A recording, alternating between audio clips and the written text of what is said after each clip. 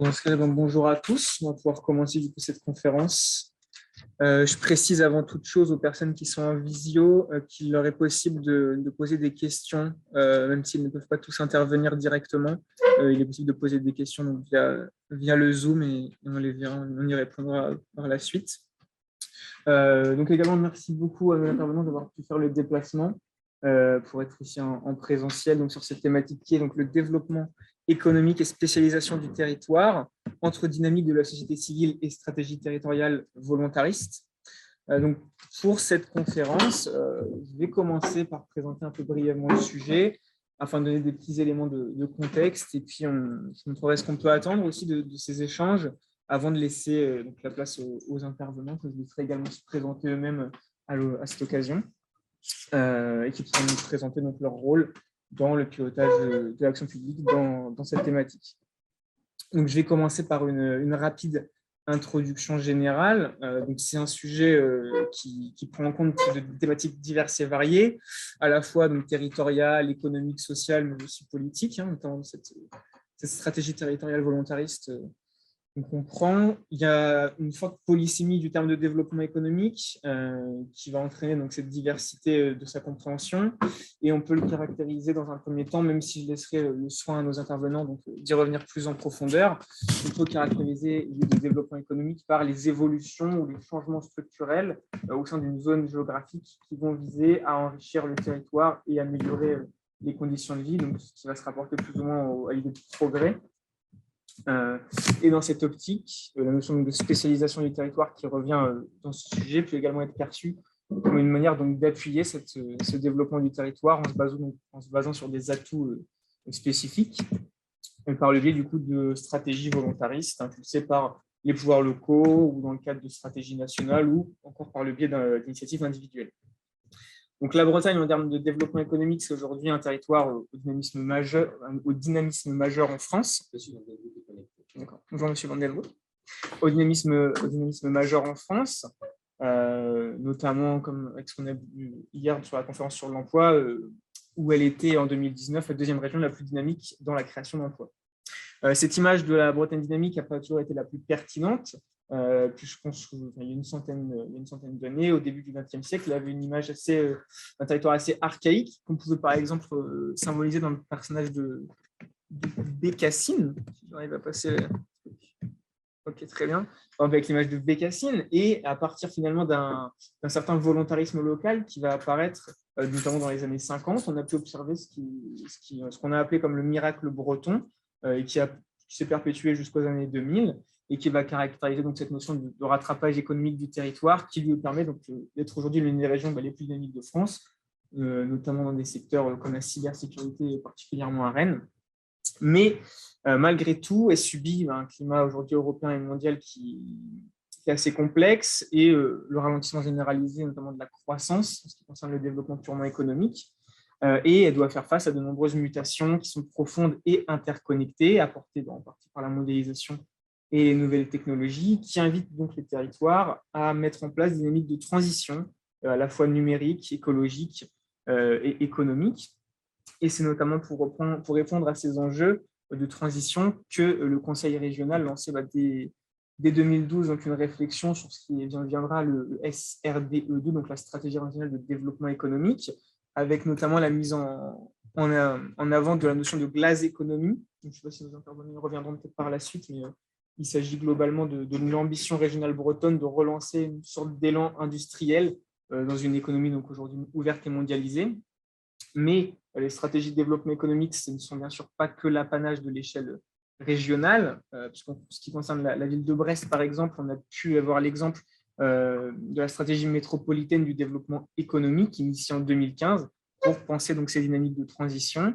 Et on peut également citer au niveau rennais le service public métropolitain de la donnée qui vise ici à appuyer l'atout rennais en ce qui concerne les nouvelles technologies pour renforcer le développement du territoire à travers donc, le renfort de sa spécialisation territoriale. Donc, ces différentes stratégies de développement territorial, basées en grande partie sur les atouts forts du territoire breton, pourront être approfondies par la suite par nos intervenants et qui pourront peut-être aussi nous expliquer en profondeur comment est-ce que ces politiques sont impulsées concrètement, de quelle manière elle se décline sur l'ensemble du territoire et comment, en tant qu'acteur au sein de collectivités territoriales, on participe concrètement à la retranscription de ce genre de politique. Et pour débuter, donc, je propose qu'on commence par notre intervention, notre intervenant de Brest, donc M. Van den Broek, si vous voulez bien commencer en vous présentant et en faisant la première intervention. Ok, bien bonjour à toutes et à tous. Et merci pour l'invitation à participer à cette conférence. Donc, ce que j'ai compris, c'est que vous souhaitiez que peut-être je me présente un peu sur le parcours qui m'amène à la fonction que j'occupe aujourd'hui et sans doute par rapport à l'introduction que vous venez de faire, peut-être de réagir par rapport à au sujet que vous venez d'exposer, c'est bien ça? Tout à fait. Ok. Bien. Bon, bah donc voilà. Donc Eric Van den Broek, je suis le directeur du développement économique et international à Brest Métropole, poste que j'occupe depuis septembre 2017. Alors pour retracer mon parcours rapidement, je suis de formation ingénieur à l'Institut catholique d'art et métiers à Lille. Diplômé en 92. J'ai fait une année de spécialisation à l'École nationale supérieure du pétrole et des moteurs, à Rueil-Malmaison, à l'Institut français du pétrole, qui m'a conduit à avoir un début de carrière dans l'activité pétrolière et gazière, ce qui m'a conduit à faire un petit peu l'expat au Canada, à Calgary, et ensuite de travailler pour l'Institut français du pétrole comme chargé de valorisation, en charge notamment de faire le transfert de technologie de la recherche vers l'industrie pétrolière, parapétrolière ou paragazière française ou internationale. Et c'est en 2000 que j'arrive à Brest, toujours en tant qu'Institut français du pétrole, mais en quelque sorte mis à disposition du Technopole brest-iroise, en lien avec une diversification qui était entamée sur Brest, de l'industrie navale, notamment diversification de Naval Group aujourd'hui, qui, après avoir eu quelques gros chantiers de bateaux gris, respectivement Charles de Gaulle et les BPC qui ont suivi, avait un creux dans le plan de charge. Et donc, dans les années 95, 96, 97, on commençait à chercher à se diversifier. Et on choisit de se diversifier dans le champ de l'offshore pétrolier, notamment sur ce qu'on appelle le deep offshore, qui était l'exploration pétrolière, l'exploitation pétrolière par grand fonds. Et dans le sillage de cette diversification, la communauté urbaine de Brest à l'époque et le Technopole a demandé une assistance technique à l'Institut français du pétrole pour faire de cette diversification de Naval Group une diversification plus large au sein de l'écosystème de PME et de recherche et développement sur Brest. Et donc, j'arrive en 2000 avec la fonction, je dirais, de constituer en quelque sorte une sorte de cluster d'innovation sur les technologies en lien avec l'exploration et la production pétrolière offshore grand fond, avant de rejoindre formellement le Technopole en 2003 comme adjoint au directeur et de prendre la direction du Technopole en 2014. Voilà, très rapidement brosser le parcours. Donc, j'arrive à la métropole en 2017 avec ce parcours plutôt technique dans la première partie de ma carrière, et ensuite sur une composante très orientée sur le transfert de technologie et l'innovation en général dans le cadre du Technopole brest-iroise. Alors, la direction économie, direction du développement économique et international à Brest Métropole couvre un spectre relativement large de sujets. Ça va de la question de l'implantation d'entreprises, c'est-à-dire d'avoir des solutions en termes de foncier ou d'immobilier d'entreprise pour permettre l'accueil ou le développement des entreprises sur le territoire. Ça porte également sur l'insertion par l'emploi, c'est-à-dire pour les publics éloignés de l'emploi, c'est d'avoir des solutions qui permettent de les raccrocher et de leur permettre de se réinsérer dans la vie sociale par l'emploi. Donc, c'est des choses qui sont menées par des acteurs extérieurs, mais que l'on soutient. C'est l'enseignement supérieur et la recherche, au travers notamment d'investissements importants dans le cadre du contrat de plan État-région qui permet de soutenir en investissement, que ce soit en immobilier, d'enseignement supérieur ou d'équipement de recherche sur le volet recherche. C'est également la promotion économique et donc de faire connaître en fait les atouts du territoire, même si ça se fait en liaison étroite avec notre démarche de marketing territorial qui est menée par la direction de la communication. Et enfin, l'international, c'est-à-dire, je dirais, à la fois la collaboration avec nos villes jumelles, les coopérations décentralisées que l'on mène au Canada, en Amérique du Sud et en Asie, même si ce sont des choses qui évoluent un peu avec le temps. Et enfin aussi, voilà, une interaction avec les entreprises qui exportent ou qui souhaitent exporter, en lien avec les acteurs sur le territoire, que sont BCI, par exemple, qui joue un rôle majeur sur cette opération. Donc, voilà un peu le spectre couvert. Alors, je ne sais pas, par rapport au sujet introductif, vous avez évoqué le SRDE2I, j'imagine que les collègues que Gaël il reviendra de son côté peut-être aussi par rapport à la révision de ce schéma ou de cette stratégie, c'est schéma ou stratégie. Notre stratégie donc, métropolitaine de développement économique, qui est partie constitutive du SRDE2I, qui est en cours de révision actuellement, et qui nous conduit à se réinterroger sur un certain nombre de questions qui sont un peu en filigrane de ce que vous avez pu introduire dans votre propos, et dans un contexte qui a notre SRNDE précédente a été adoptée en 2016, donc on pourrait penser qu'au bout de 6 ans, elle n'est pas complètement démodée, mais il y a eu tellement de choses à se produire entre deux qu'il a été jugé nécessaire de revisiter quand même cette stratégie et de s'interroger un peu sur ce qui avait pu, ce qui avait un peu à la fois bougé et ce sur quoi on est amené nous-mêmes dès lors à bouger.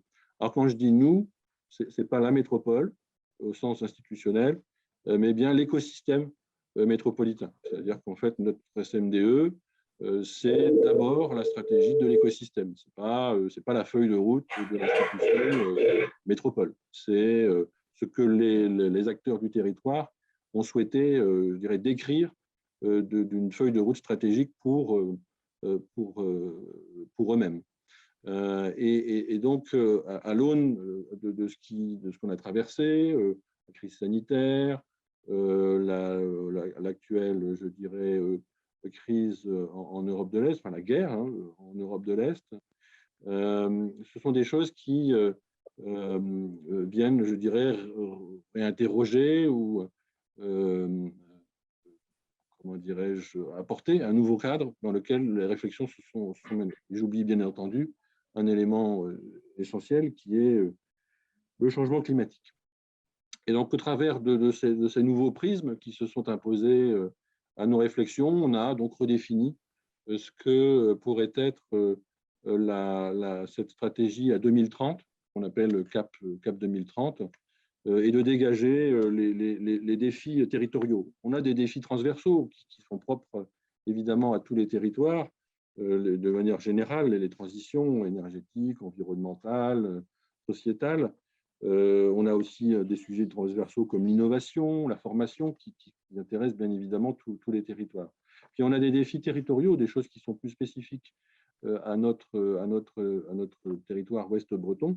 Et donc ces 6 défis, je vous propose peut-être de les parcourir pour vous donner un petit peu à comprendre ce qui ressort de nos préoccupations ou en tout cas des orientations qu'on souhaite donner. Un premier défi qui s'intitule « Un territoire attractif et hospitalier à l'appui d'un positionnement fort ». On est sur la problématique d'attractivité tournée non seulement vers l'extérieur, ce qui est une démarche assez classique, mais aussi sur les habitants ou sur, je dirais, les nouveaux habitants ou ceux qu'on aura pu faire venir. On reste sur un territoire dont, je dirais, la dynamique démographique reste assez plate. Donc, la seule variation démographique que l'on constate à la hausse, c'est la population des étudiants, en fait. Et donc, pour nous, l'enjeu d'attirer depuis l'extérieur reste un élément important, ce qui n'est peut-être pas vrai pour l'ensemble des métropoles françaises, qui sont plus attractives spontanément que Brest. Donc, nous, on a toujours ce volet d'attractivité vers l'extérieur qui reste un élément important, avec un positionnement plus fort qu'on a pu avoir dans le passé, notamment en essayant, je dirais, d'insister davantage sur le fait que Brest soit aussi une destination business qui puisse s'envisager au-delà d'être un lieu de vie fort agréable. Deuxième défi, c'est de créer un environnement compétitif favorable pour nos entreprises dans lequel on va trouver des problématiques très basiques, que sont par exemple l'accessibilité.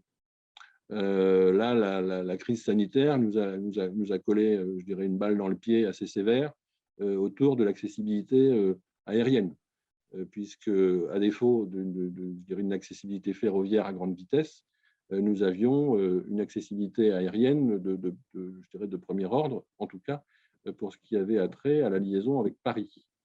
Avec, je dirais, la stratégie d'Air France et je dirais aussi au travers de ce qui a été imposé à Air France par le gouvernement, fait que les liaisons vers Orly ont été supprimées par Hop Air France et remplacées par du low-cost de Transavia qui ne correspond pas du tout aux besoins de l'écosystème d'entreprise. Donc là où on avait près de 500 000 passagers par an sur la liaison Brest-Orly, là on est en train de raser les pâquerettes parce que l'offre de desserte aérienne n'est plus au rendez-vous. Et c'est extrêmement grave par rapport à l'attractivité de notre territoire et le fait que les entreprises peuvent éventuellement, y compris les entreprises ouest-bretonnes, reconsidérer gérer leur présence pour certaines fonctions de siège du fait d'une impossibilité de faire un aller-retour business convenable sur Paris désormais. J'essaie d'aller un peu plus vite. Troisième point, faire des transitions un moteur de développement économique. Ce n'est pas très original, mais on souhaite vraiment, je dirais, faire des transitions une opportunité. C'est-à-dire qu'il ne s'agit pas de subir des exigences environnementales, par exemple, mais d'en faire réellement une opportunité de développement en termes de nouveaux services, de nouveaux produits qui permettent à nos entreprises, je dirais, de se positionner sur ces marchés autour des transitions, notamment énergétiques, environnementales ou numériques. Quatrième défi, adapter et structurer l'accompagnement tout au long du cycle de vie de l'entreprise. Là aussi, ce n'est pas forcément très original, mais on a estimé qu'il y avait aussi à s'améliorer sur ce volet-là, en matière d'accompagnement d'entreprise, de parcours de l'entreprise dans ses besoins en termes de locaux, par exemple, ou d'international. Et donc là aussi, on estime qu'il y a un défi à améliorer notre offre sur ce volet-là. Développer les secteurs stratégiques de notre économie. On a des secteurs socles qui sont forts et qui ont d'ailleurs démontré pendant la période de crise sanitaire qu'ils étaient relativement solides en période de crise. Donc, c'est la chance d'avoir un secteur public très important sur Brest, à commencer par le secteur de la défense, incarné par la Marine nationale et l'industrie de défense qui est autour. Mais c'est bien entendu aussi l'agri-industrie qui a tourné à plein pendant la période de crise sanitaire. Et je dirais qu'il a bien su, je dirais, répondre aux besoins de la nation et au-delà, sans doute, sur certains produits alimentaires. Donc ça, ces secteurs socles, je dirais, ont besoin d'être aussi, comment dirais-je, soutenus pour l'avenir. Alors, là aussi, le contexte de guerre à l'est de l'Europe va sans doute conduire à ce qu'il y ait des choses qui vont se traduire en matière de souveraineté de défense. Je pense que les industries de défense vont sans doute encore un peu plus que ces dernières années bénéficier, entre guillemets, de budgets de défense qui vont être à la hausse. Donc, on est concerné, Naval Group, Thales, qui sont des gros acteurs sur le territoire. Mais aussi le secteur agricole et agroalimentaire, parce que la souveraineté alimentaire va redevenir un sujet et le terme de sécurité alimentaire, dont on avait tendance à associer le terme de sécurité alimentaire à la qualité des produits, renvoie désormais à ce qu'on appelle, je dirais, la sécurité alimentaire au sens de la quantité, notion qu'on avait un peu oubliée heureusement, depuis quelques décennies en Europe, parce que le système agricole et agroalimentaire européen a su s'organiser après la guerre pour permettre de nourrir une très large population à des tarifs extrêmement compétitifs.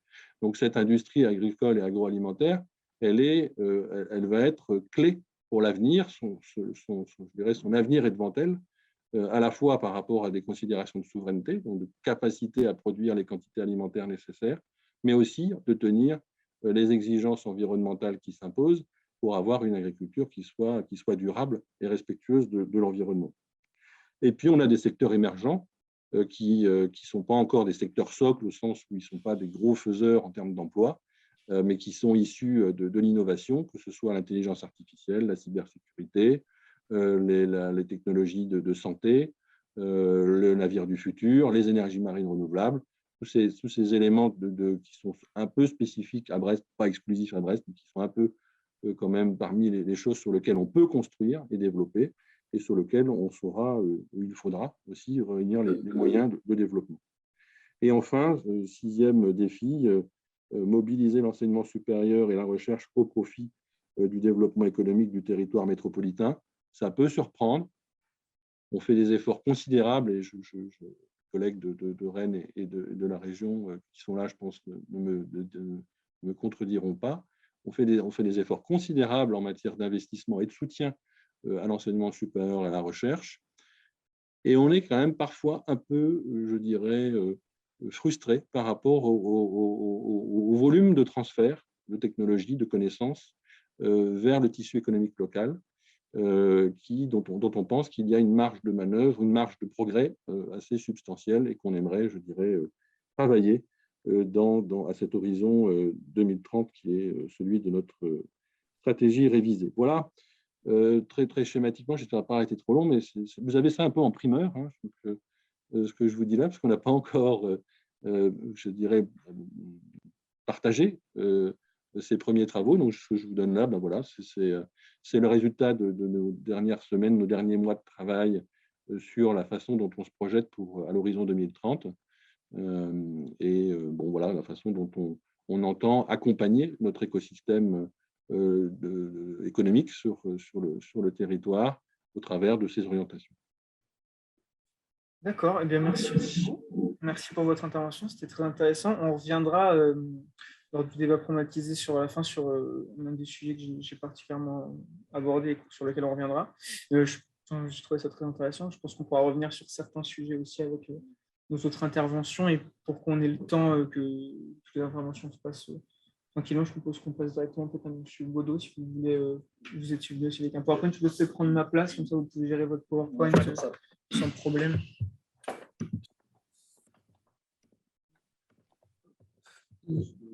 Ouais.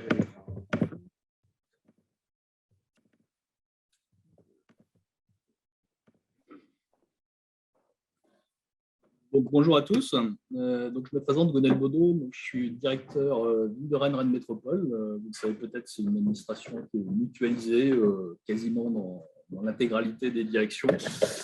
Mes missions sont plus particulièrement métropolitaines, mais aussi en partie ville de Rennes. Et puis, je le dis tout de suite, et c'est pour ça que je vous ai envoyé un petit slide pour vous préciser aujourd'hui le champ de ma mission. Je ne suis pas l'équivalent de Gaël et d'Éric, je ne suis pas directeur du développement éco, mais par mes fonctions, puisque je travaille à Métropole depuis 2001, j'ai été beaucoup sur des fonctions transversales, et je suis toujours sur des fonctions transversales. Et dans mes missions actuelles que j'essaie de réunir sur un slide, petite direction d'une dizaine de personnes qui travaillent avec l'ensemble des directions de la métropole. J'ai été amené et je suis encore amené à travailler évidemment beaucoup sur les problématiques de développement en général et de développement économique en particulier. Voilà, je ne vous dis pas tout ce qu'on fait dans ma direction, mais en gros, vous avez un gros pôle évaluation des politiques publiques ville et métropole avec des programmes pluriannuels d'évaluation qu'on porte sur les deux collectivités. Vous avez un champ politique contractuel qui est plutôt recherche de financement et interface avec l'Europe, la région, l'État, le département, voilà, pour optimiser les canaux financiers au service des projets portés par la métropole et dans une moindre mesure la ville de Rennes. une mission qui a été créée il y a quelques mois qui nous amène, voilà, c'est un autre sujet, mais un sujet passionnant, sur les appels à projets, voilà, puisque notre vie aujourd'hui se résume à répondre à des appels à projets, hein, je crois qu'on peut le dire. Voilà, donc ça nécessite de se structurer en ingénierie, un dispositif qui n'a rien à voir, mais qui nous amène pour le coup, nous, métropole, à être financeurs de nos communes sur des projets qu'elles portent, hein, comme le fonds de concours. Tout le sujet de l'accessibilité du territoire, voilà, qui m'a amené depuis 20 ans à travailler sur des grands projets en lien avec les différents niveaux qui portaient ces projets. Des projets qui ont abouti et d'autres moins dans le champ aéroportuaire. Toutes les problématiques d'aménagement du territoire qui nous amènent aussi à des articulations avec le niveau départemental, régional et étatique. Et puis, tout ce qui relève un peu de la stratégie, de la prospective, des partenariats et tout le champ des coopérations qui nous amène à travailler à différentes échelles, mais j'aurai l'occasion d'y revenir pour illustrer un petit peu mon propos sur le champ économique. Quand j'ai préparé un peu à l'arrache, je peux dire, le support pour l'intervention, là des éléments que j'ai été un peu reprendre pour faire mon support.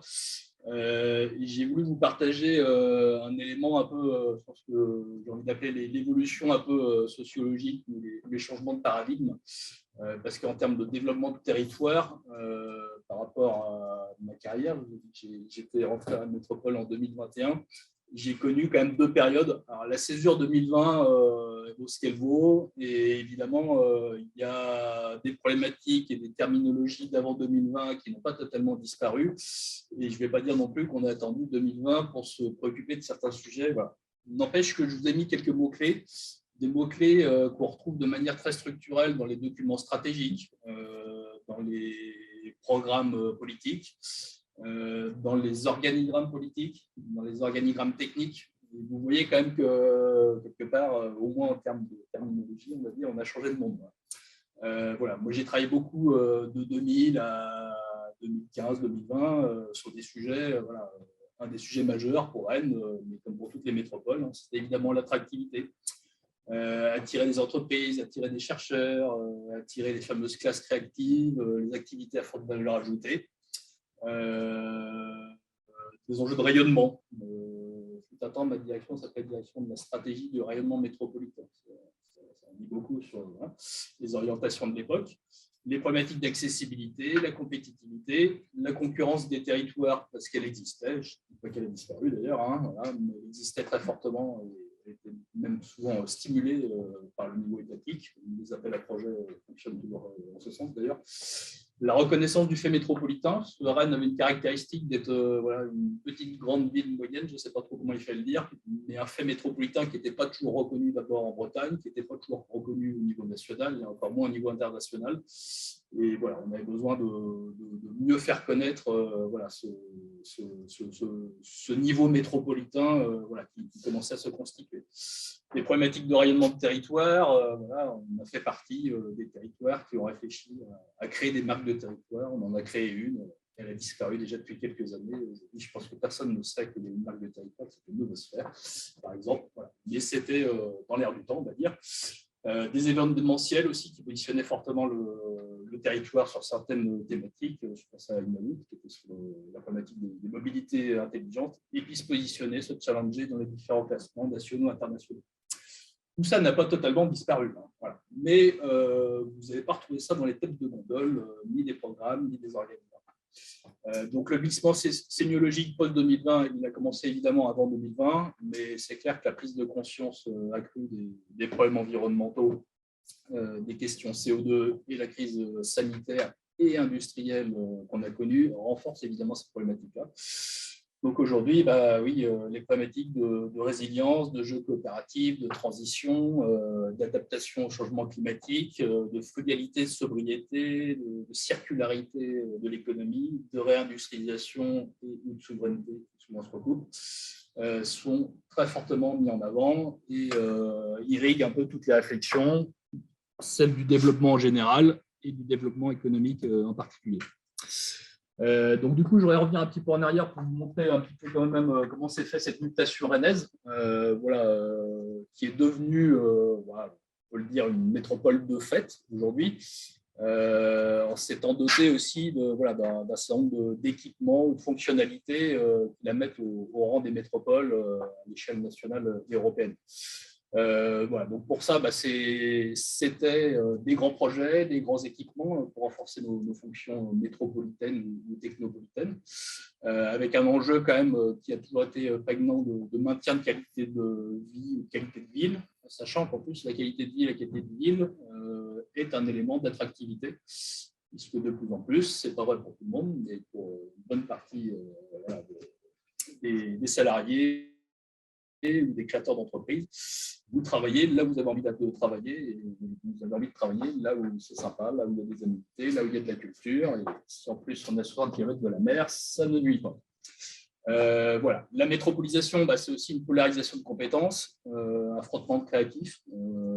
Très clairement, dans les métropoles, on a un frottement entre des chefs d'entreprise, des chercheurs, une société civile qui est souvent très ouverte sur les évolutions et les innovations. Une dimension critique avec les fameux couples biactifs. Aujourd'hui, tous ceux qui veulent quitter Paris, il y en a quand même de plus en plus, se posent la question de où est-ce que j'atterris si je suis en couple, là où je vais être sûr de trouver de boulot, et puis si je perds le mien ou s'il ne me plaît pas au bout de 6 mois, comment je vais faire pour retrouver un sans être obligé de déménager. Typiquement, aujourd'hui, le bassin d'emploi rennais, a fortiori corrélé avec d'autres bassins d'emploi assez proches, permet de tenter sa chance et de quitter Paris pour ça. J'ai voulu évoquer l'accessibilité, alors parce que j'y ai travaillé, et deux, parce que Eric l'évoquait, on a une périphéricité de la Bretagne, et évidemment au sein de la Bretagne, on n'a pas la même position.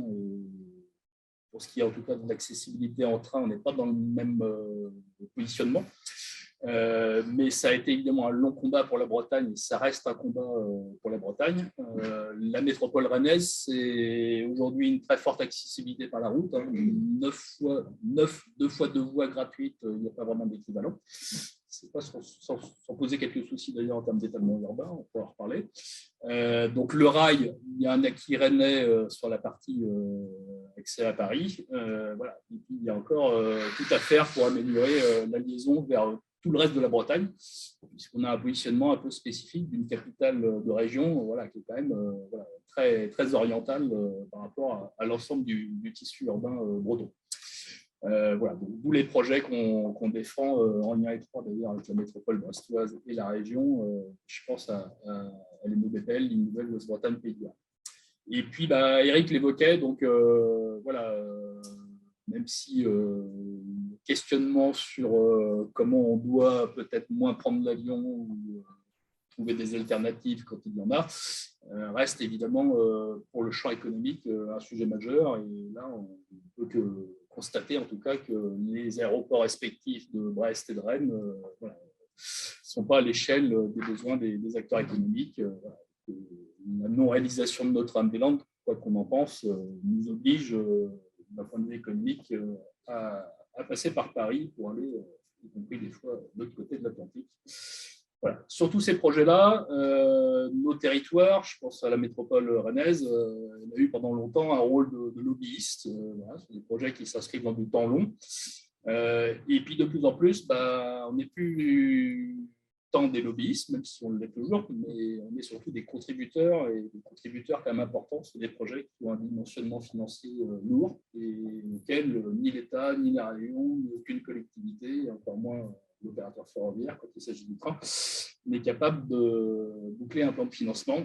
Donc, c'est aussi une évolution dans nos métiers. C'est que de plus en plus partie prenante de ces projets, mais des projets sur lesquels on est aussi de plus en plus attendu d'un point de vue financier. Et puis, je passe rapidement, mais évidemment, le sujet de la mobilité interne, avec des projets qui sont aboutis, qui vont aboutir incessamment sous peu. Ne me demandez pas quand le métro va ouvrir, je ne vous dirai rien, sont évidemment des facteurs qui renforcent aussi le développement endogène sur le territoire et la facilité de circulation des acteurs, et notamment des acteurs économiques. Très rapidement sur les grands projets donc, qui sont sortis depuis 10 ans, hein, mais que vous connaissez pour la plupart, le renouvellement intégral et le dimensionnement, puisqu'on a doublé la capacité de la gare. Et puis l'émergence d'un quartier Euro-Rennes, voilà, avec 125 000 mètres carrés de bureaux. Je pense que si vous êtes passé récemment, vous en voyez quelques-uns qui sont en train de pousser. Et il y en a quelques autres à suivre. Voilà, donc ça, c'était voilà, une dimension importante, sachant que sur la métropole, mais vous le savez aussi, il y a d'autres positionnements géographiques sur le développement du tertiaire et qui vont se faire notamment, qui se font déjà en continuité des lignes de métro. Je pense notamment à la Courrouze et puis à Bercy. Sur l'enseignement supérieur et recherche, on avait constaté voilà, un certain retard sur l'internationalisation. On avait moins d'étudiants, il y a encore moins de chercheurs étrangers. Et puis, voilà, on avait, je dirais, un immobilier universitaire qui n'était pas à l'auteur pour aller chercher voilà, ce qu'on appelle des jeunes chercheurs nationaux ou internationaux de très bon niveau. Voilà, d'où le projet de Cité internationale des chercheurs, financé par l'ensemble des partenaires État, région et métropole, mais dans une maîtrise d'ouvrage de manière un peu atypique, portée par la métropole rennaise. C'était une spécificité du territoire. On était de très loin la dernière grande ville, sans même parler de métropole, à ne pas être dotée d'un centre de congrès. Voilà. Donc, ça a été évidemment un grand projet du mandat de Daniel Delaveau et à la suite du mandat de Mike Couette, que de réaliser ce centre de congrès, voilà, avec un positionnement, j'ai envie de dire, réfléchi, qui consistait à avoir une offre différentielle avec un équipement qui n'est pas un équipement banalisé en périphérie, comme on a pas toujours, mais assez souvent dans d'autres territoires, mais voilà, un caractère plutôt patrimonial de centre-ville et extrêmement bien desservi, puisque les deux lignes de métro la traversent. Je ne reviens pas du coup sur les problématiques de desserte interne que j'ai évoquées tout à l'heure. Hein, voilà, le métro, c'est aussi quelque chose qui, en une poignée de minutes, vous amène d'Euro-Rennes au Palais des Congrès, de Silva, Beaulieu, Rennes-Atalante ou à la Courrouze. C'est évidemment un facteur de développement. Je dis juste 3 mots pour dire qu'évidemment, métropole étudiante, c'est un enjeu majeur pour Rennes. Le nombre d'étudiants, hein, qui a une réputation de la ville, et puis une intervention de Rennes Métropole qui se fait en articulation étroite, en complémentarité avec l'État et la région, et le département également, sur ce qu'on appelle le volet enseignement supérieur et recherche du contrat de plan interrégion. Et puis aussi quelques dispositifs propres qui sont portés par les métropoles sur ce champ-là. Le sujet amené à traiter aussi la question de la spécialisation. Alors, c'est un sujet jusqu'où il faut se spécialiser ou jusqu'où on utilise j'ai envie de dire les spécialisations qui se sont construites dans le territoire ou comment on les fait évoluer. J'ai voulu juste donner quelques illustrations. Alors, agroalimentaire, on a évidemment la région ou le Grand Ouest, qui est la plus grande région, on va dire, agroalimentaire d'Europe, hein, si on prend le Grand Ouest, et on est au cœur, nous, à Rennes. Et on a quelques outils ou atouts. Alors, je pense évidemment à l'événement Le Space, un pôle de compétitivité qui rayonne sur plusieurs régions, mais qui est basé à Rennes, pardon, là-dessus, rédacteur de je ne sais quoi. Valorial, un pôle d'enseignement supérieur de référence avec l'Agrocampus. Et puis, Rennes Métropole a accompagné un certain nombre d'acteurs. Voilà, je pense notamment aux acteurs qui ont créé le Centre culinaire contemporain. Et puis également un biopôle qui est en maîtrise d'ouvrage de Rennes Métropole. Voilà. Donc on a, je dirais, à la fois des atouts et puis sur des segments sur lesquels il y avait plutôt des manques sur le territoire, y compris en assurant la maîtrise d'ouvrage, on a pu faire émerger des équipements structurants pour accompagner le développement de la filière. Sur le numérique, alors il y a tout un historique. Hein, voilà, je ne sais pas si on en reparlera, mais le développement économique, ça a été quand même pendant longtemps aussi de l'aménagement ou du déménagement économique qui était décidé à Paris.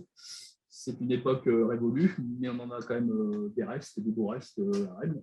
C'est le cas clairement à Rennes et en Bretagne d'ailleurs.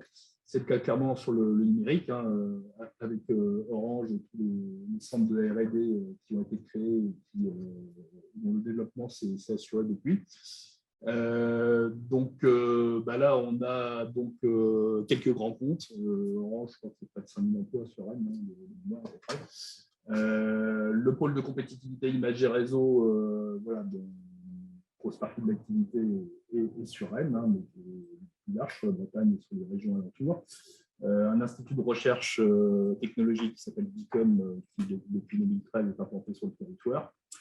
Et puis des opportunités très importantes pour la Bretagne, pour les métropoles et pour Rennes en particulier, puisque je vous parle de Rennes, à travers le développement d'une filière qui croise évidemment avec le numérique, mais qui est quand même spécifique, qui est la cybersécurité, qui est liée à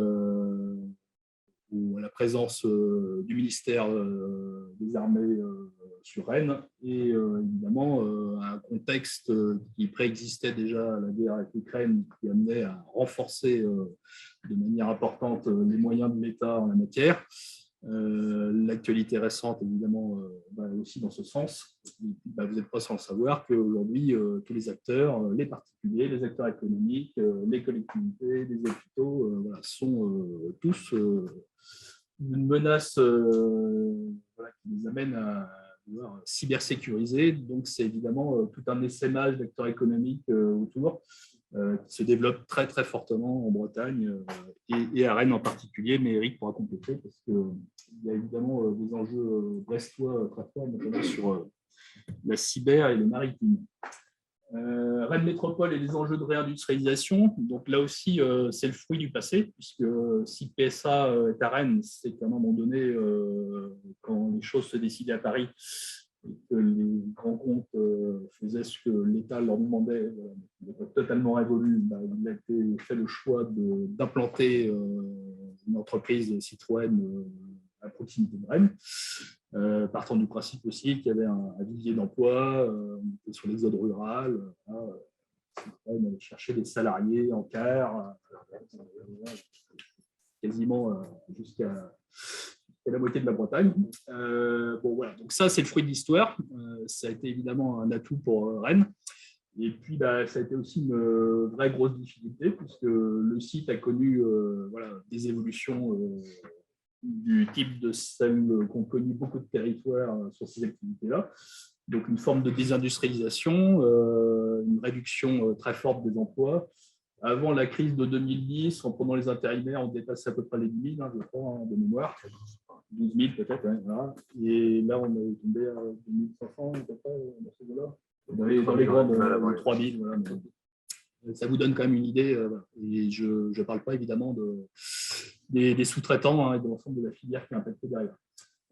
Donc là, mais je ne sais pas si tu as prévu d'en parler, mais tu dois connaître le dossier mieux que moi. Donc là, il y a eu une intervention conjointe et forte du niveau régional et de la métropole pour sauver le site il y a déjà quelques années. Et puis, on travaille à nouveau avec Stellantis, donc ex-PSA, ex-Citroën, devenu en plus groupe mondial encore plus éloigné, j'ai envie de dire, peut-être du territoire breton, pour maintenir cette activité à Rennes et puis anticiper sur la création d'activités nouvelles qui rejoint deux enjeux vitaux sur l'économie de demain, les mobilités durables et la construction durable. Donc là, la réflexion en cours amène à définir un projet de ce qu'on appelle le pôle d'excellence industrielle. Je ne vous lis pas l'ensemble des fonctions qui sont envisagées, mais en gros, c'est l'idée d'avoir des fonctions qui sont sur le site, qui sont mutualisables pour faire venir des nouveaux acteurs et donc préparer les activités industrielles de demain, quels que soient les choix que feront l'opérateur à l'avenir. Ne pas être pieds et mains liés à un seul acteur économique sur les enjeux de réindustrialisation. Qu'est-ce que je ne vous ai pas dit? Les nouvelles réflexions de réorientation. Donc dans les questionnements, c'est un questionnement rennais, mais il y a quand même beaucoup de collectivités qui se posent la question.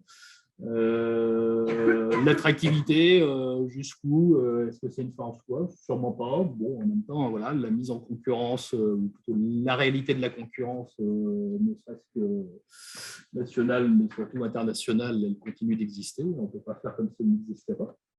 J'évoquais tout à l'heure le systématisme des appels à projets. On a aussi un État qui, de manière quand même assez systémique ces dernières années, nous met de fait en concurrence à toutes échelles.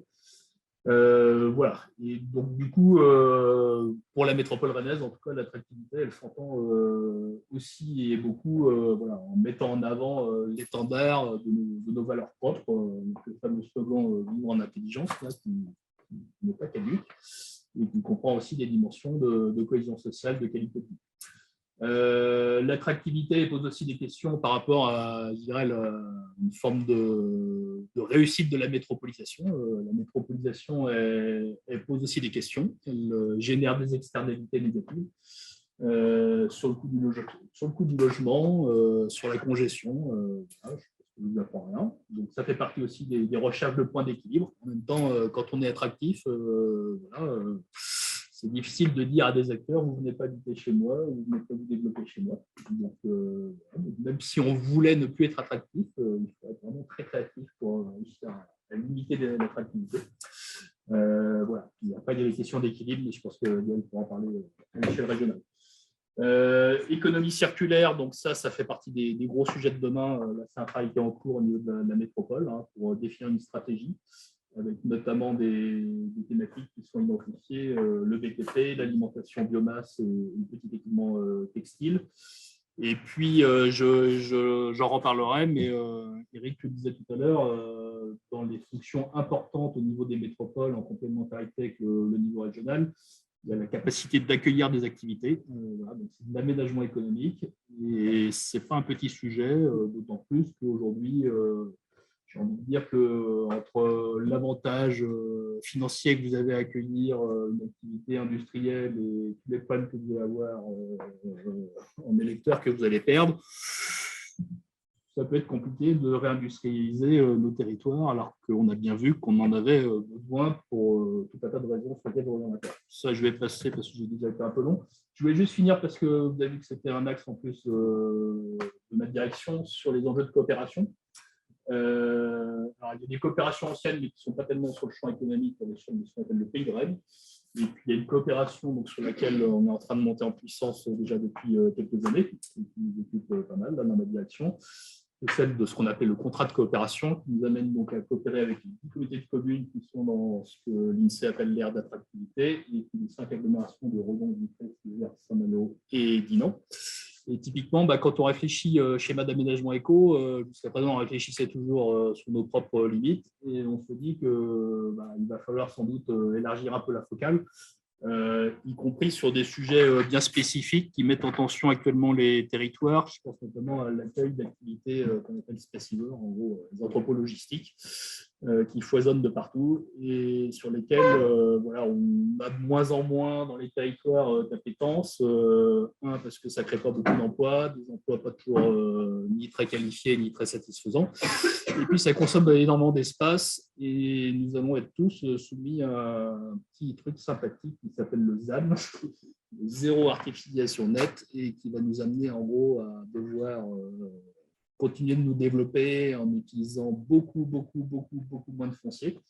Et donc, typiquement, sur le champ économique qui va devoir prendre sa part, l'accueil de ces activités-là nécessite d'être réfléchi à une échelle plus large. J'en termine, si mon PowerPoint veut bien avancer. Il ne veut pas. Il ne veut plus. Eh bien, il ne veut plus, mais je vais quand même terminer. J'avais mis un ou deux slides sur le champ des coopérations plus large pour mettre en avant une coopération qui existe depuis une dizaine d'années maintenant entre Rennes et Saint-Malo, avec notamment le fait qu'on a un outil commun. On avait une technopole déjà commune qui s'appelait à l'époque Rennes Atalante. Qui irriguait plutôt le tissu des PME innovantes, on va dire. On a été labellisé avec Saint-Malo French Tech, voilà, qui adressait plutôt un public de start-up et dans un premier temps essentiellement numérique. Il s'est un peu élargi, on a fusionné les deux structures. Donc, c'est un outil commun désormais du grand territoire Rennes-Saint-Malo. On développe aussi des innovations avec Saint-Malo à travers un dispositif qui s'appelle le Rennes Saint-Malo Lab. Et puis, on a beaucoup d'activités aussi partagées en termes de promotion, de développement du tourisme, que ce soit le tourisme d'affaires et le tourisme de loisirs. Et puis, comme je savais qu'Éric était là, je ne pouvais pas ne pas mentionner nos échanges entre métropoles, Rennes et Brest. J'évoquais l'accessibilité, ce n'est pas avec Éric qu'on y travaille, c'est avec ses collègues, mais beaucoup d'échanges voilà, en termes de lobbying et avec quelques succès récemment pour l'inscription notamment voilà, des portions de LNO-BPL dans ce qu'on appelle le réseau transeuropéen, voilà, la carte des grands corridors structurants à l'échelle européenne, qui devrait nous permettre d'avoir des financements sur ces projets. J'en parlais avec Gaël, on y travaille évidemment à deux, on va surtout y travailler à trois.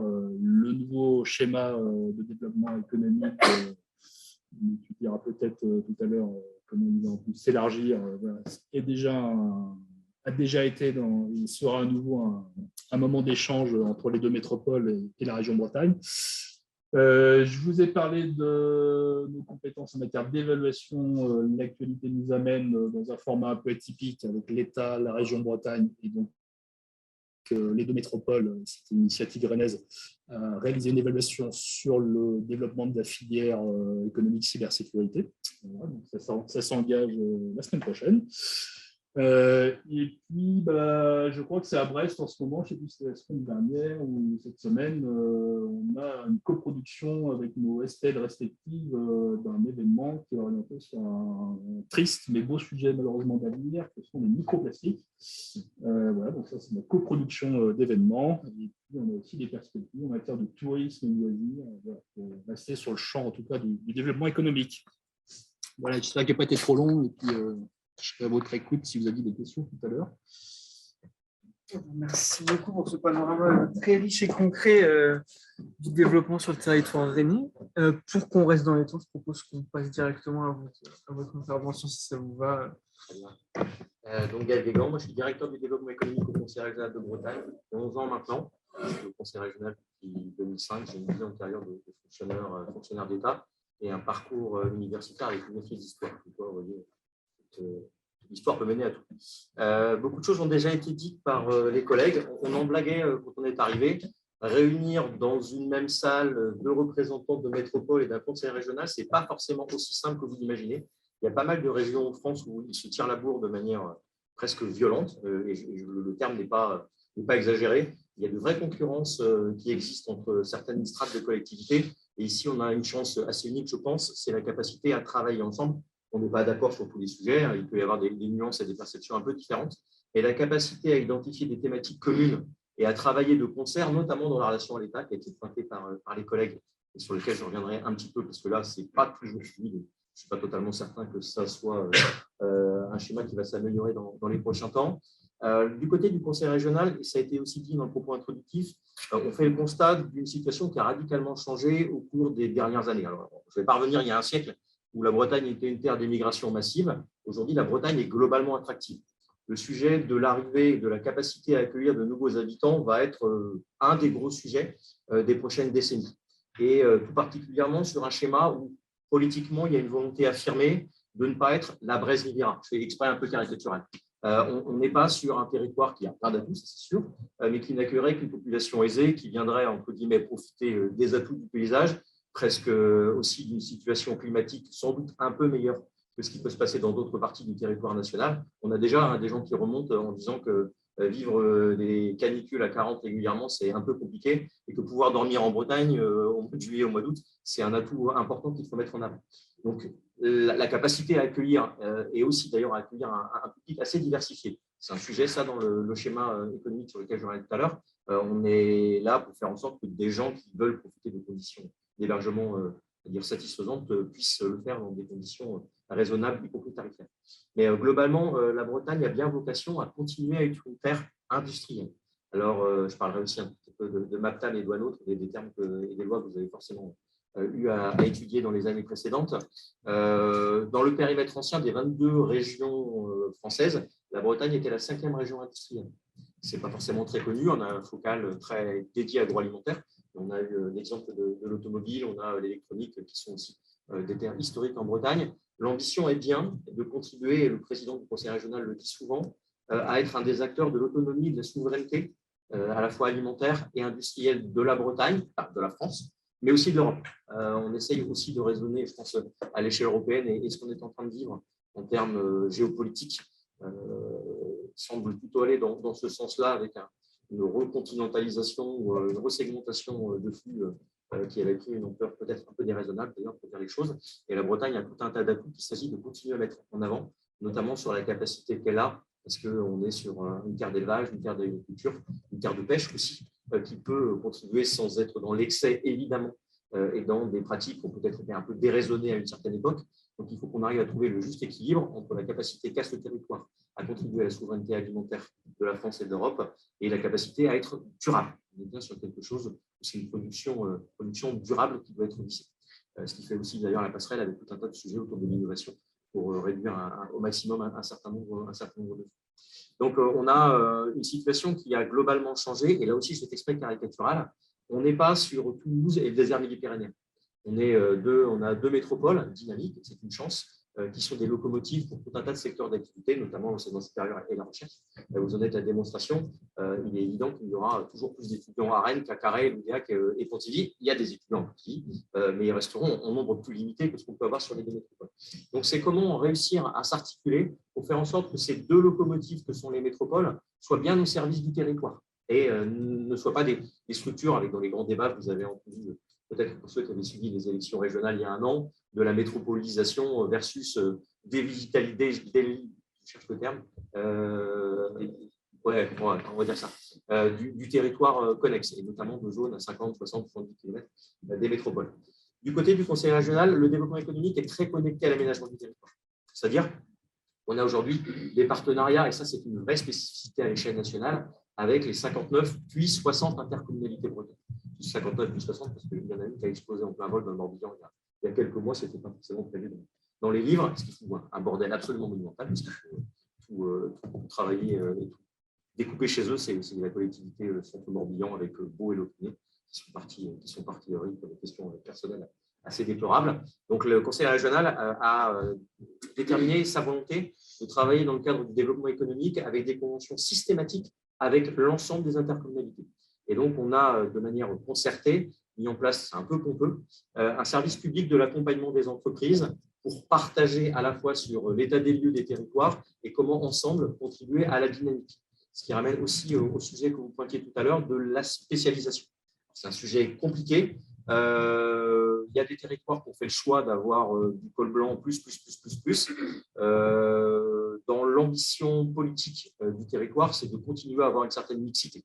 C'est délicat et c'est difficile, parce que la hausse du prix de l'immobilier est un élément extrêmement clivant qui fait qu'on est de plus en plus sur une segmentation liée au revenu et à la capacité à se loger. C'est un peu ce que tu pointais tout à l'heure, y compris sur la limite de l'attractivité pour faire en sorte qu'on n'ait pas que des happy few qui soient localisés sur certains territoires et puis ceux qui sont sur d'autres territoires, notamment ruraux, soient amenés à avoir des déplacements conséquents pour aller travailler avec les enjeux autour de la consommation de gasoil, etc.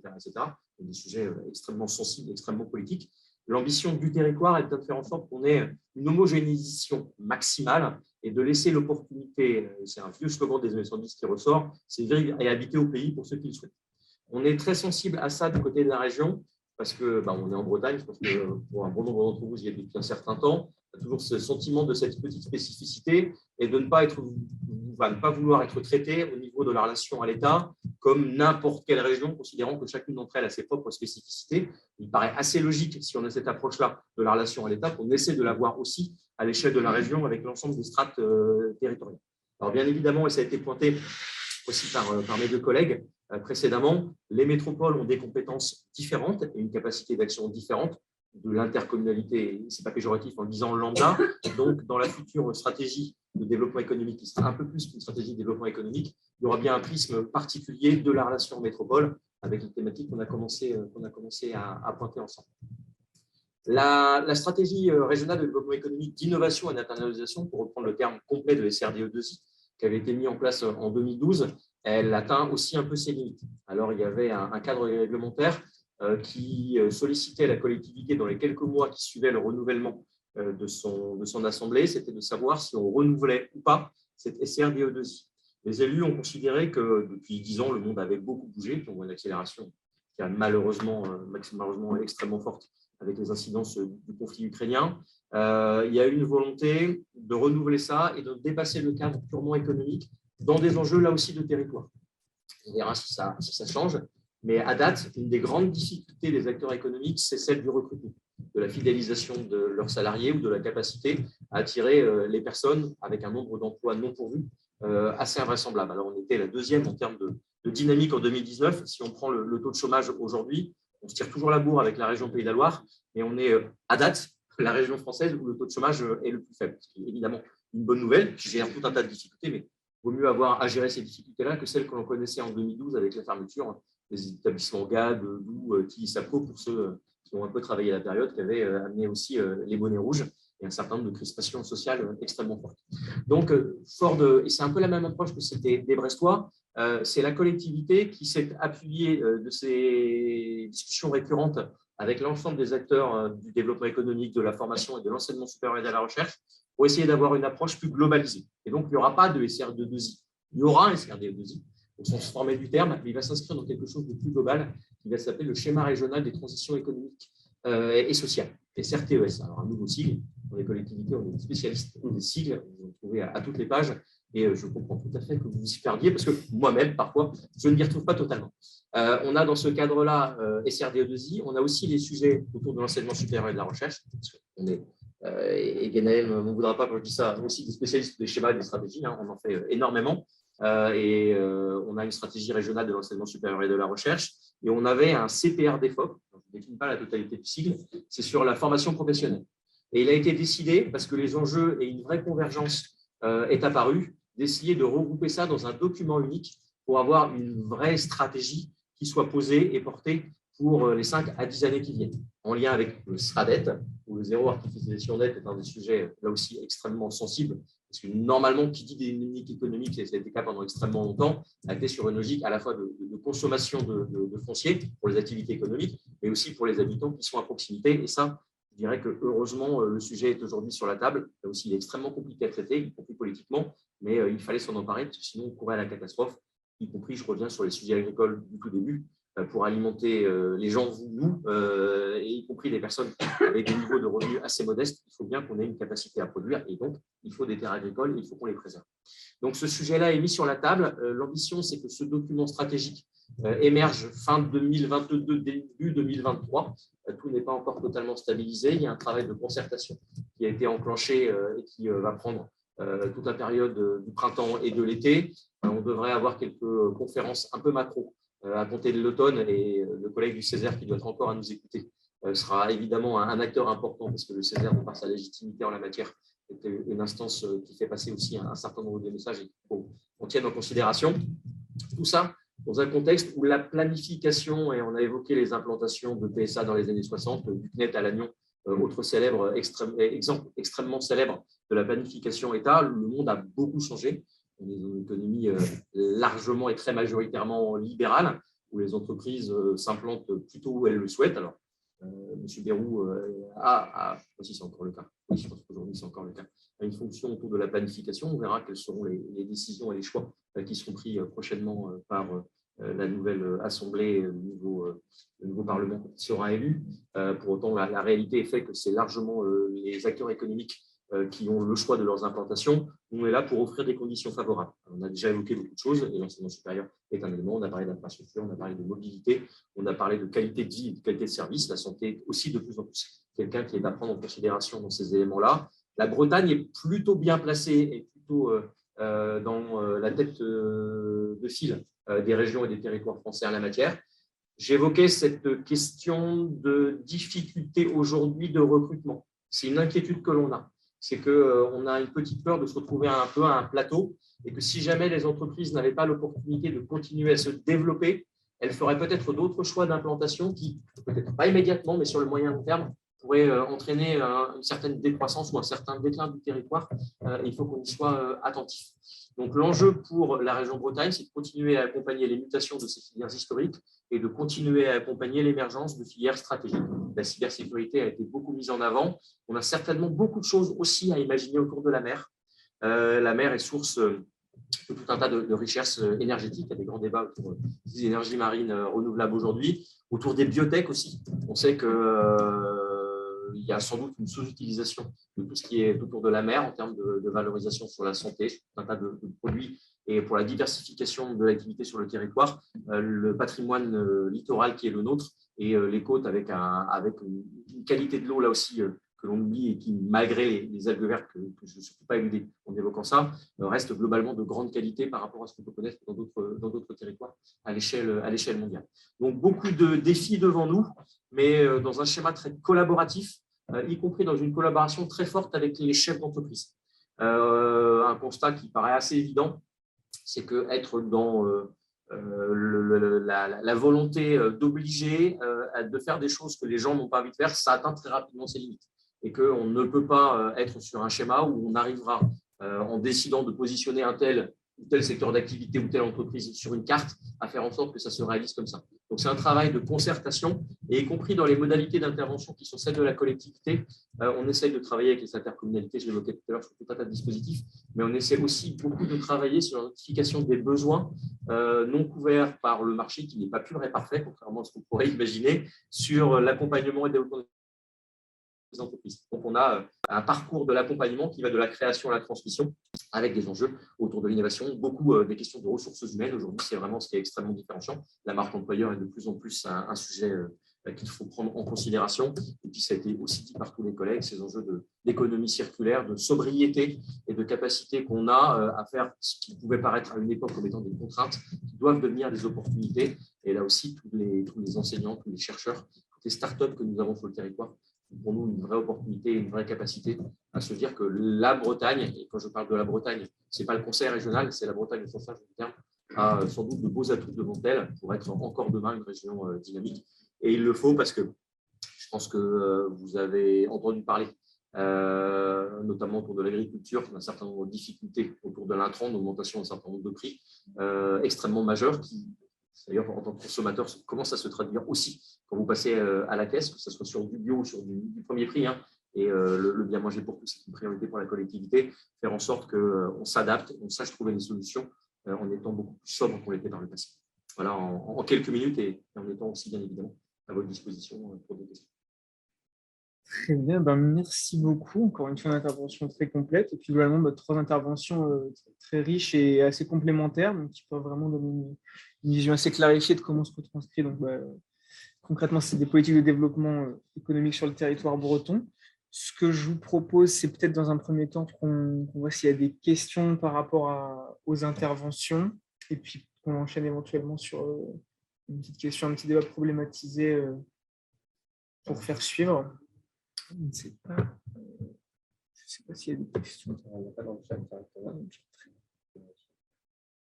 Sinon, on peut passer directement peut-être. Moi, j'aimerais revenir en fait sur un sujet qui a été abordé par nos 3 intervenants, les questions sur de transition et aussi par M. Van der Broek. Je crois que c'était l'idée numéro 3, l'idée de faire de la transition et des transitions de manière générale, notamment écologique, de les inscrire dans un cadre de moteur du développement économique. Et j'aimerais donc revenir sur cette idée, ce concept, en posant la question globalement dans quelle mesure est-ce que le développement économique peut être en quelque sorte le catalyste d'une restructuration territoriale sous du coup un prisme de considération écologique et environnementale peut-être plus poussé, plus approfondi, ou est-ce que notre perception actuelle du développement économique qui serait plus ou moins incompatible? Ouais, je me pose cette interrogation. Assez large, c'est entendu quand même en ce moment. Ouais, est-ce qu'éventuellement ça vous... Je vais bien me lancer comme ça. La réflexion à laquelle ça m'amène, moi, c'est quand on élabore dans notre activité des plans climat, on regarde un petit peu quelles sont les marges de manœuvre qu'on a en tant que collectivité. Donc, on regarde nos politiques publiques Et on voit tout de suite deux gros gisements sur lesquels on a des marges de manœuvre plus ou moins importantes. Un, c'est le logement, et deux, c'est la mobilité. C'est à peu près deux gros tiers des gaz à effet de serre qui sont produits sur le territoire.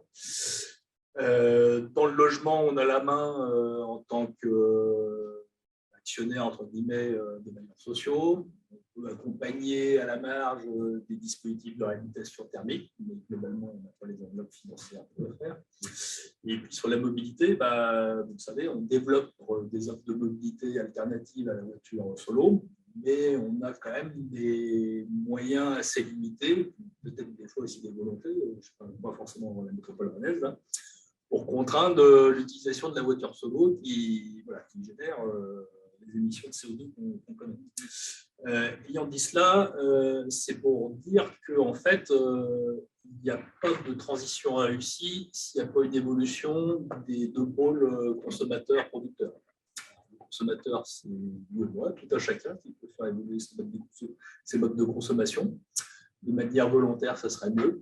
Peut-être un jour moins volontaire, mais on voit que dès que c'est moins volontaire, ça suscite des réactions fortes. Il y en a eu suffisamment ces dernières années pour peut-être freiner ce genre de mobilité. Voilà. Et puis, sur la mutation du secteur économique, elle est évidemment fondamentale et du coup, elle est aux mains des entreprises. Donc, moi, je dis juste qu'on a quand même l'impression que depuis quelques années, il n'y a aucun acteur économique qui n'a pas compris qu'il allait devoir muter. Donc, après, c'est plutôt le facteur temps. Comment, en lien avec l'évolution du consommateur, fait muter les outils industriels pour être à la hauteur des enjeux avec le temps qui reste. Mais c'est clairement l'enjeu majeur. Et je reviens au plan climat. La dimension sur laquelle on a le moins la main, c'est faire bouger les acteurs économiques. Je ne dis pas qu'on n'a pas la main, on a des dispositifs financiers, on peut être dans l'incitatif, les aides financières de plus en plus sont dotées de bonus, on peut aller vers la fiscalité écologique, etc. Mais tout ça, c'est quand même au bon vouloir malgré tous les acteurs économiques. Et c'est un enjeu majeur. Mais la question du temps, elle est intéressante parce que justement, si on fait le rapprochement par rapport à ce que dit M. Van Den Broek, il y a beaucoup aussi de schémas qui se passent sur un axe de 2030, parfois 2050 au niveau national. Et quand on fait référence, par exemple, au rapport du GIEC qu'on a vu récemment, là, qui date limite de 3 ans, on peut s'interroger sur la pertinence justement de ce genre d'axe qui est socialement assez bon par rapport au temps qui nous semble nous restant. Je vais intervenir et je pense qu'Éric rebondira dans la foulée. C'est toute la difficulté de la politique, la capacité à gérer les temporalités différentes. Ces sujets d'éco-socio-conditionnalité, on les pratique, on essaie de les manier depuis pas mal d'années. Alors, on voit des évolutions récentes quand même. C'est-à-dire que, y compris, parce que la puissance publique a une marge de manœuvre qui existe, mais qui est relative dans la relation aux entreprises. Ils sont quand même largement financés par les banques ou les actionnaires et les investisseurs qui interviennent directement au capital des entreprises. De plus en plus, dans les modalités d'intervention des banques ou des sociétés d'investissement, des fonds d'intervention, se posent ces questions-là, de durabilité des modèles. Et il y a des règles du jeu qui sont fixées, d'ailleurs, dont nous, on va essayer de s'inspirer parce qu'on sera toujours moins bon d'une certaine manière que les financiers dans la capacité à déterminer quels sont les bons leviers et les bons outils d'examen de la manière dont une entreprise se positionne. Et c'est vrai qu'on sent cette accélération, elle est légitime parce que personne ne peut nier que le climat est quand même en train de changer de manière importante. Et le dernier rapport est encore plus inquiétant qu'étaient les rapports précédents. Donc, on intègre ça. Après, la difficulté, c'est qu'il faut trouver la manière de faire pour ne pas donner à une part de la population le sentiment qu'elle est totalement exclue. Je reviens sur la capacité à avoir un emploi à proximité de son lieu de résidence. Si vous stigmatisez, je ne suis pas analyste politique, je pense que vous avez regardé comme moi un certain nombre de cartes électorales après le vote de dimanche, on voit que des zones à 50, 60 km de lieux dynamiques économiques ont un vote qui se traduit en tout cas sur les cartes par une couleur grise ou noire assez prononcée, avec des gens qui ont, on a raison, le sentiment d'être stigmatisés et oubliés. Donc, un des enjeux, je parlais de la politique d'aménagement du territoire et de développement économique, c'est de faire en sorte qu'on offre l'opportunité à tous les territoires d'avoir des solutions à celle-là sans surtout nier la problématique environnementale et écologique qui est extrêmement prégnante. Mais cette temporalité, elle est parfois compliquée à réussir à caler totalement. Après, sur le développement économique, source, sur les transitions sources de développement économique, oui. Nous, on a un très gros enjeu autour de l'agroalimentaire aujourd'hui, c'est tout ce qui est emballage. C'est-à-dire que la Bretagne est une terre d'agriculture, d'agroalimentaire et de pêche, tout ce que vous voulez. Et donc, il y a de l'emballage de manière monumentale, avec encore trop souvent le schéma plastique à l'ancienne. On a très peu d'acteurs qui sont présents sur le territoire. Il y a une impulsion, d'ailleurs, coordonnée avec les acteurs économiques pour faire en sorte qu'on ait des acteurs de l'emballage qui soient présents sur le territoire. Mais il ne s'agit pas d'avoir des acteurs de l'emballage tels qu'ils étaient dans les années 70 ou les années 80. C'est bien des acteurs de l'emballage qui intègrent les nouveaux enjeux avec des produits qui ont vocation à être recyclables et qui soient le moins, entre guillemets, engageants environnementalement parlant. On n'est pas sur un schéma de décroissance. Alors, je ne vais pas lancer le débat ici. Politiquement, au sein de la collectivité, on n'est pas sur un schéma de décroissance. On est bien sur un sentiment qu'il est encore possible d'avoir à la fois une dynamique économique, parce que l'emploi est un élément extrêmement important d'intégration dans la vie sociale. C'est la perception qu'en ont nos élus. Et donc, il faut faire en sorte que les gens puissent avoir un emploi dans les meilleures conditions possibles, mais tout en faisant en sorte que cet emploi soit, entre guillemets, le moins néfaste. Et pour conclure, sinon je mange toute la parole d'Éric, on a mis en place de manière expérimentale en 2021 un budget vert, où on essaie de mesurer les grandes actions politiques de la collectivité en termes d'incidence sur le climat. Ça ne veut pas dire que toutes les actions politiques de la collectivité doivent avoir un effet positif sur le climat. Ce n'est pas ça. Ce serait, entre guillemets, trop simple. Et c'est que surtout, on se pose la question de savoir si ça a encore du sens d'avoir un impact, entre guillemets, considéré comme le moins négatif possible.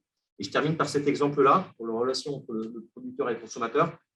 On a énormément de débats sur l'aviculture en Bretagne, avec des gens qui estiment que l'aviculture est trop importante en Bretagne.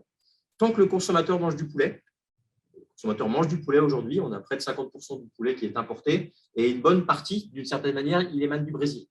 Et le poulet au Brésil, c'est de la déforestation en Amazonie. Alors, la question, c'est ne veut-il pas avoir de la production en Bretagne dans des conditions qui sont régulées, que, entre guillemets, s'acheter la paix sociale en fermant les yeux et en exportant aussi notre production de CO2 à l'extérieur.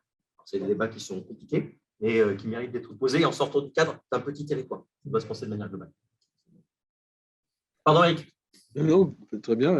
Merci en tout cas pour ces interventions, c'est très intéressant. Alors moi, je m'inscris effectivement dans la ligne de Gaël, hein, c'est-à-dire que pour nous, la question des transitions, qu'elles soient énergétiques ou environnementales, qui sont quand même les deux points qui sont sans doute parmi les plus durs, on ne les voit pas du tout comme, je dirais, un vecteur de décroissance. Hein.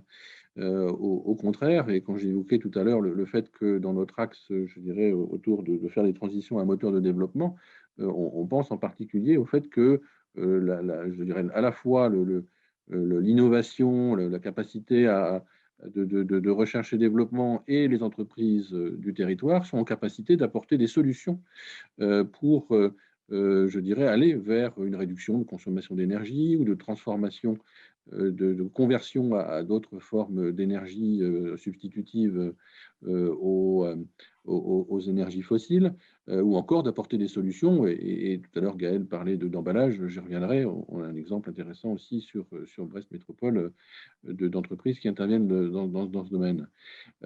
Pour illustrer le fait qu'il y a des opportunités et de souligner le fait que les entreprises, pour certaines d'entre elles, ne sont pas dans une position de subir ces transitions, mais bien de s'en saisir. Je vais prendre un exemple sur le port de Brest, la société Guyot Environnement, qui fait dans le recyclage, le tri de déchets, notamment métalliques, et de recyclage de matériaux, est à proximité, à quelques centaines de mètres, de l'entreprise Binge, qui fait de la trituration de soja pour l'alimentation du bétail. L'entreprise Guyot Environnement, dans son processus de traitement des déchets, se retrouve avec ce qu'on appelle des combustibles solides de récupération, qui sont je dirais, une sorte de déchets ultimes, plastiques pour l'essentiel ou élastomères, qu'il n'est pas possible de recycler, et qui, jusqu'à il n'y a pas longtemps, avaient comme issue d'être éventuellement incinérés comme énergie dans les cimenteries, ou d'être exportés en Suède puisque en Suède, ils utilisent ces matériaux comme combustible pour des centrales thermiques, avec évidemment des traitements de fumée qui permettent, je dirais, d'avoir des émissions, je dirais, limitées en matière de gaz néfastes, même si, bien entendu, évidemment, les CO2 qui étaient mis dans cette combustion. De l'autre côté, Binge utilise du gaz naturel en grande quantité pour générer la chaleur nécessaire pour cette trituration du soja. Eh bien, voilà, ils sont tout simplement organisés. C'est-à-dire que Guyot Environnement va investir près de, je crois, 40 millions d'euros dans la réalisation d'une centrale thermique à base de CSR sur le port, qui va générer de la chaleur qui sera utilisée par l'entreprise Binge. Et donc, Binge n'utilisera plus de méthane pour chauffer son activité de trituration de soja. Et ces CSR qui étaient jusqu'à présent non valorisés ou exportés, eh bien, seront utilisés sur place. Et c'est un projet qui a bénéficié par les vertus qu'il porte en matière, je dirais, de réduction de consommation d'hydrocarbures et de bonne utilisation finalement à la fois d'un déchet et de la chaleur qu'il est capable de produire, a bénéficié d'une aide de l'ADEME de près de 10 millions d'euros dans le cadre du plan de relance. Donc ça, c'est un premier exemple, si vous voulez, finalement d'éléments positifs en termes de développement, en termes d'activité de développement pour ces deux entreprises, et aussi de maintien de compétitivité, parce que Binge, qui aura moins à recourir au gaz naturel, eh ben, aura moins de menaces par rapport à la montée des coûts des hydrocarbures que l'on connaît actuellement du fait de la guerre en Ukraine. Donc, c'est aussi un élément de compétitivité pour ces entreprises. C'est du développement et de la compétitivité. On parlait d'emballage, et c'est en ce sens que je pense qu'on a effectivement une mine entre les mains qui est les bioressources marines, l'énergie aussi, mais on ne va pas y revenir. Mais sur les bioressources marines, une entreprise brestoise qui s'appelle Polymaris a développé un polymère à base de bactéries marines et qui permet de créer un plastique pour les emballages, un plastique biosourcé et donc biodégradable, qui a servi accessoirement d'ailleurs dans la navette, pas la navette spatiale, mais dans la station spatiale internationale, pour de l'alimentation qui a été donc consommée par les astronautes. Et donc cette entreprise qui a développé ce biopolymère, eh bien, va passer à l'échelle et entend bien avoir une capacité de production industrielle de ce biopolymère afin d'alimenter les entreprises qui fabriquent les films d'emballage notamment, ou les barquettes d'emballage pour l'alimentaire. Voilà, là aussi, quelque chose de vertueux, de positif, qui va dans le sens du développement et qui répond aux exigences de transition environnementale ou énergétique. Et j'aurais d'autres exemples à citer, mais il y a aussi des choses que je ne peux pas partager, parce qu'il y a des choses qui sont relativement confidentielles, mais de beaux projets aussi autour des problématiques liées au chauffage des serres, qui aujourd'hui, pour l'essentiel, sont chauffés à base de gaz naturel. Et le changement d'énergie pour chauffer les serres est un vrai sujet. Et il y a des solutions qui se profilent. Merci beaucoup pour cet exemple concret. J'ai une question. Je peux la relayer. Oh oui, donc une question dans le chat, une question de Stéphane qui dirige l'association de la 27e région, qui étudie donc les modèles de développement économique alternatifs nés dans les territoires en crise aux États-Unis et en Grande-Bretagne notamment, et qui nous demande, qui indique qu'il n'a pas été trop question aujourd'hui à ce stade de l'ESS comme secteur de développement économique. Est-ce que c'est considéré comme un secteur distinct? Est-ce que c'est traité dans une politique publique à part, ou est-ce que c'est intégré dans les territoires, dans les politiques publiques à la fois au niveau régional et au niveau local? Je vais bien me lancer. Évidemment, c'est un sujet important. L'économie sociale et solidaire, c'est 14% des emplois en Bretagne. Et on a veillé à deux choses. La première chose, c'est de faire en sorte qu'ils puissent accéder à tous les dispositifs dits de droit commun. Parce que ce n'est pas une sous-économie, l'économie sociale et solidaire. C'est bien de l'économie qui a vocation à se développer. Par contre, comme les modèles sont parfois un peu plus longs à émerger, il y a des dispositifs spécifiques pour être mis en place. il y a dans la salle quelqu'un qui travaille chez le réseau Active et qui sait que le conseil régional, avec un certain nombre de collectivités d'ailleurs, a mis en place des dispositifs spécifiques pour l'incubation, l'émergence et la montée en puissance d'entreprises de l'économie sociale et solidaire. Donc, c'est évidemment quelque chose d'extrêmement important. Et là aussi, c'est souvent une bonne réponse à des problématiques territoriales qui émergent des acteurs issus des territoires. Et on a notamment des territoires plus ruraux. Le centre-ouest de Bretagne est extrêmement développé en matière d'emploi, économie sociale et solidaire. Et donc, c'est un sujet important, très important. Peut-être là-dessus aussi, peut-être de rappeler que, si je ne me trompe, dans les pourcentages d'emplois de l'économie sociale et solidaire se trouvent aussi les emplois d'entreprises qui sont en mode mutualiste ou coopératif. Et donc, par exemple, les employés du groupe Arkea sont de l'économie sociale et solidaire. Alors, l'économie sociale et solidaire, c'est aussi, principalement d'ailleurs, un statut juridique. Ce n'est pas forcément une activité économique en soi, ce n'est pas un secteur économique, c'est une traduction juridique, je dirais, d'un choix d'entreprise que de se placer dans un mode mutualiste ou autre. Après, il y a aussi la notion, je dirais, d'entreprise sociale et solidaire dans sa fonction. Donc, on pense notamment au secteur associatif qui peut avoir une activité très importante pour répondre effectivement à des besoins de la société, que ce soit des services à la personne, dans le domaine de l'économie circulaire, dans tout un tas de secteurs. Mais c'est aussi, il faut le rappeler, lié la définition de l'économie sociale et solidaire à un statut juridique. Je ne sais pas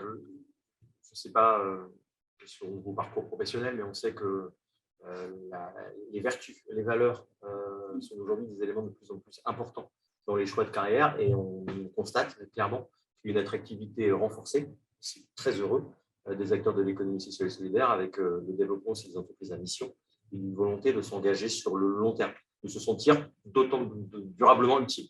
Donc, je pense qu'on a une capacité à imaginer un développement important de ces outils-là sur le territoire. Après, c'est vrai que l'économie sociale et solidaire, c'est aujourd'hui un statut juridique, et on est assez sensible aussi à vérifier que ce statut juridique, les conditions d'emploi au sein de ceux-ci soient conformes à ce qui doit être dans le statut. Parce qu'on a pu constater parfois quelques dérives, notamment dans le service à la personne, où ça pouvait être extrêmement compliqué. Ça, c'est encore plus dommageable.